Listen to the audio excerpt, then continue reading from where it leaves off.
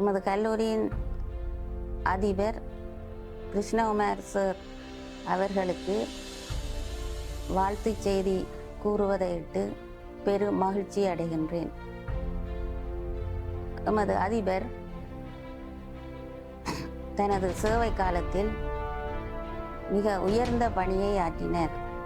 அவருடன் நான் ஓய்வு பெறும் கடைசி வேளையில் பிரதி அதிபராக நான் அவருடன் கடமையாற்றினேன்.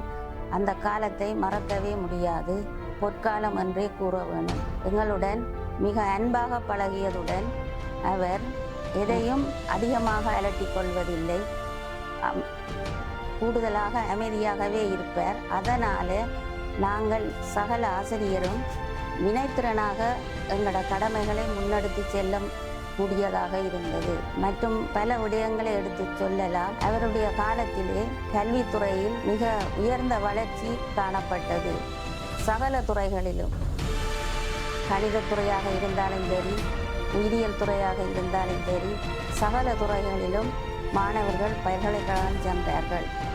அது மட்டுமன்றி பாடசாலையில் என்னென்ன நிகழ்வுகள் ஒரு பாடசாலையில் நிகழ வேண்டுமோ அத்தனை நிகழ்வுகளும் உரிய காலத்தில் மிகவும் சிறப்பாக நடைபெற்றது. அது மட்டுமன்றி இணைப்பாட விதான செயற்பாடுகளிலும் கூட அதிபர் மிக அக்கறையாக இருந்தார்.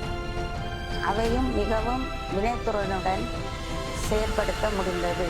மற்றும்படி அவர் பழைய மாணவனாக இருப்பதனால் அவர் ஓய்வு பெற்று சென்றாலும் பாடசாலைக்கும் அவருக்கும் உள்ள தொடர்பு அவர் உயிருள்ளவரை தொடர்ந்து கொண்டே இருக்கும்.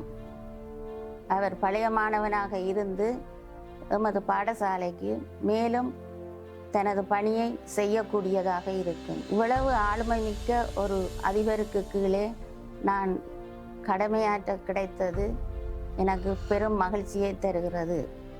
அவரின் ஓய்வு காலம் சிறப்பாகவும் மகிழ்ச்சியாகவும் அமைய வேண்டும், ஆரோக்கியமாகவும் இருக்க வேண்டும். அதற்கு எல்லாம் வல்ல இறைவனை வேண்டுகிறேன். இத்துடன் என வாழ்த்து செய்தியை முடித்துக் கொள்கிறேன்.